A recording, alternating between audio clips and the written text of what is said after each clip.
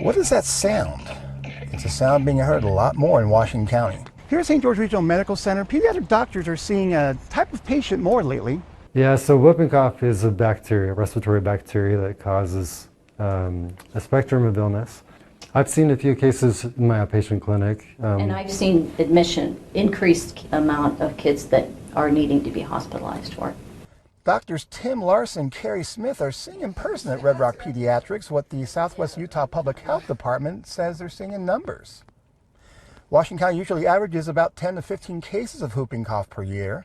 The health department says there are right now 28 confirmed cases and 1 child in the hospital, 2 more in nearby Iron County. It's kind of considered one of those childhood diseases that has been vaccine preventable now for decades.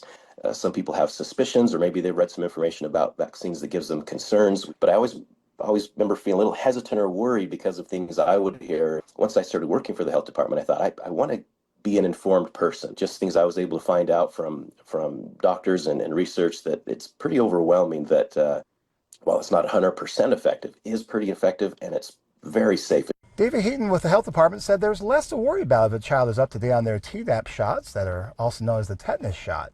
Severe whooping cough occurs in non-inoculated children and infants. Talking to the doctors, they have concerns as school is about to get underway, but they also say it's important to get a child in as soon as they show the signs of whooping cough that include pausing between breaths, lips turning blue, fainting, and difficulty breathing, and also the sound of that cough.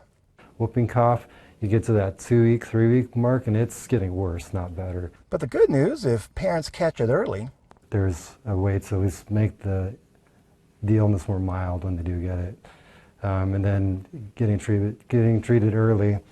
If you suspect whooping cough, bring them into clinic. From St. George, Chris Reed, Fox 13 News, Utah.